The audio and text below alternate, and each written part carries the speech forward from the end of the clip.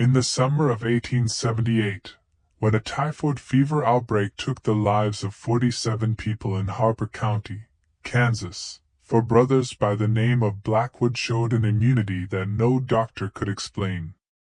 Yet their survival carried a price so horrifying that 3 separate physicians refused to record what they saw, and the Kansas State Medical Board quietly buried every document connected to the incident.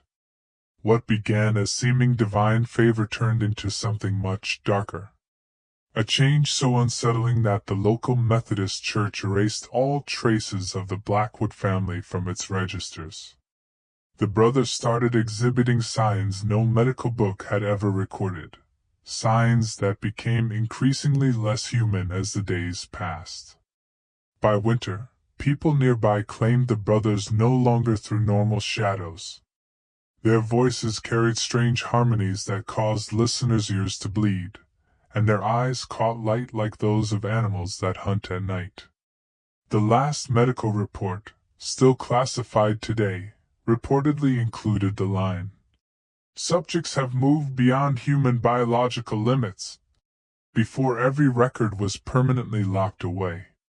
Tonight, after almost 150 years of silence, we're finally going to explore why modern science still refuses to admit what took place on that remote farm, and why the reality behind the Blackwood brothers could be far more frightening than any ghost story. Before we dive deeper into the tale of Ezra, Caleb, Josiah, and Abel Blackwood, I have to ask you something. This channel isn't meant for everyone, only for those bold enough to face mysteries most people avoid. If you count yourself among the real truth seekers, smash that subscribe button and tell me in the comments which city or state you're watching from. Are you ready to find out what truly happened when faith and science clashed on the Kansas plains? Now, let's return to 1878, when fear and devotion went hand in hand. The tiny farming settlement of Cedar Ridge, Kansas, was barely more than a junction between endless wheat fields and cattle ranges in the late 1870s.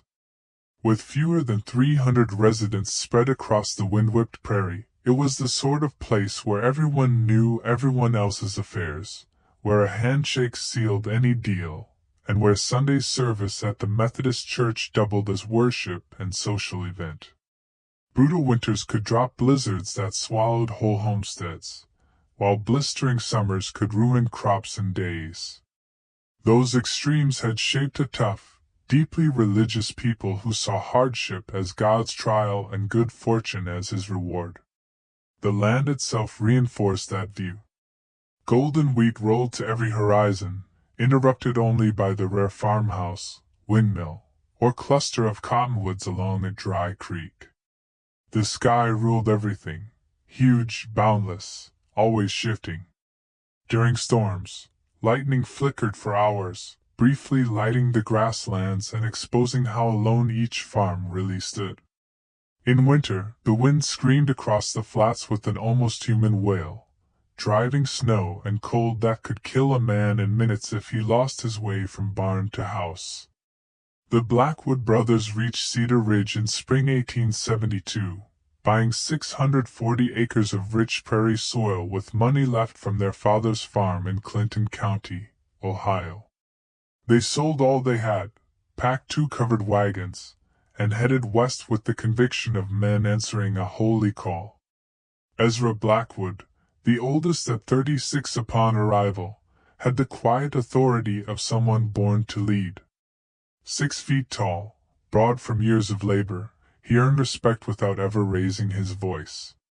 His calloused hands could calm a frightened horse or steer a plow with the same ease. Yet it was his pale blue eyes, cold as winter ice, that stayed with people. They seemed to look past flesh into something deeper. Anyone who spoke with Ezra often left feeling he had judged their soul and found it lacking. Caleb, 2 years younger, handled the family's practical affairs and finances. While Ezra guided through moral strength, Caleb managed through exact planning and numbers. He could predict crop yields, livestock values, and weather shifts with a precision that stunned even seasoned farmers. His ledgers, written in perfect script, recorded every cent spent or earned, every bushel gathered, every animal traded. But behind that careful exterior burned the same fierce faith shared by all four brothers. Caleb saw God's order in the flawless rows of wheat, in the exact timing of rain, in the mathematical balance governing creation. Josiah, 31 and the third brother, had the most schooling. He spent 2 years at Ohio Wesleyan University studying theology, medicine, philosophy, and natural science before his father's death brought him home. The library he shipped west in a custom crate held over 200 books, from scripture commentaries to anatomy texts. His bedroom looked more like a scholar's den than a farmer's quarters, books piled everywhere, notes stuffed in boxes under the bed. Abel, the youngest at 25, carried a religious passion that sometimes worried even his devout brothers. Where the others approached faith with study or discipline, Abel surrendered completely. He prayed for hours, often weeping in ecstasy. He fasted for days, insisting scripture alone nourished him. Back in Ohio, churchgoers had called him spirit-touched, others whispered his zeal crossed into obsession. Unlike neighbors who gathered at the little white Methodist church whose bell rang miles across the prairie, the Blackwoods built their own chapel on a hill above their land. They spent most of their first year quarrying limestone from their creek, felling oak from a nearby grove, and raising every beam by hand. The chapel reflected their plain but profound devotion. 30 by 20 feet, walls of fitted stone, roof of hand-split shingles. Inside, walnut pews they carved smooth, joined without nails. The altar, also handcrafted, carried Hebrew inscriptions Josiah copied from sacred texts.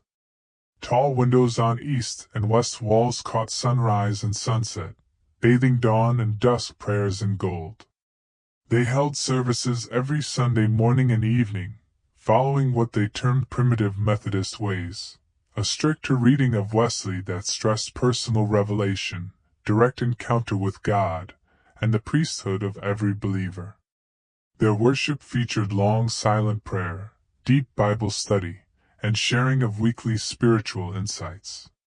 Daily life mirrored their twin commitments to work and worship. They rose at 4 a.m. for silent chapel prayer, greeting sunrise in communion with God. After plain breakfast, mornings went to crops, afternoons to livestock and repairs. Evenings belonged to scripture, discussion, and prayer that often stretched past midnight. The brothers stayed unmarried, giving themselves wholly to faith and farm, though the choice carried its own loneliness. Their sturdy 2-story house, built in their second year, showed the same practical piety. Walls bore carved scripture plaques chosen for farm life and spiritual growth. Every room held at least one worn Bible. Several kept extra theological works Josiah judged essential. By summer 1878, the Blackwood place stood as a shining example of prosperity and devotion.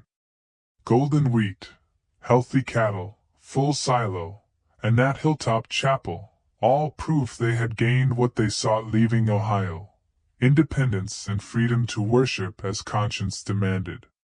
Neighbors respected their honesty, generosity in crisis, and tireless work. Yet many found their intensity off-putting and their distance from town life strange. The brothers spoke only when needed, judged everyone with those piercing blue eyes, and skipped dances, picnics, casual talk.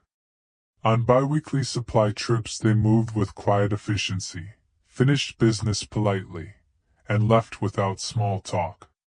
Children stared at their 4 identical coal-black beards that gave them an almost Old Testament look. The first typhoid case struck Cedar Ridge on July 15, 1878. Sarah Hartman, who ran the general store with her husband Benjamin, seemed fine that morning, cheerful, chatting about the wheat harvest. By afternoon she burned with fever, skin marked by rose-colored spots. Dr. Samuel Morrison, the county's sole physician, rushed from a difficult birth to find her delirious, temperature off the scale. Benjamin paced, frantic, repeating how healthy she had been hours earlier.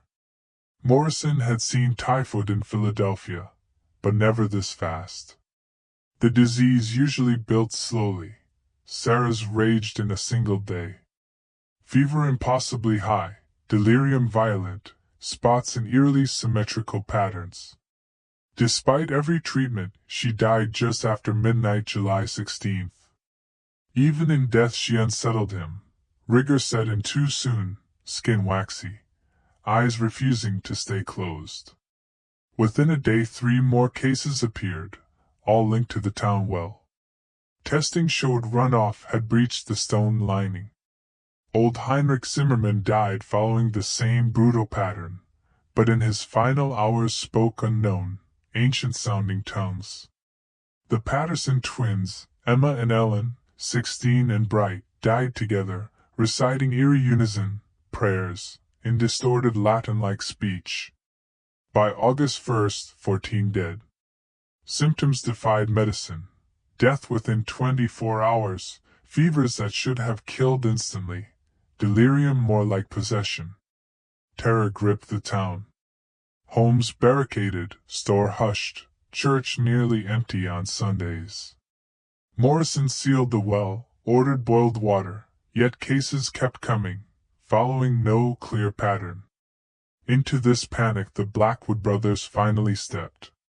They had stayed isolated as usual, but on August 10th Josiah told his brothers he had received divine guidance. The plague was a test of their faith, and they were spared to prove true devotion.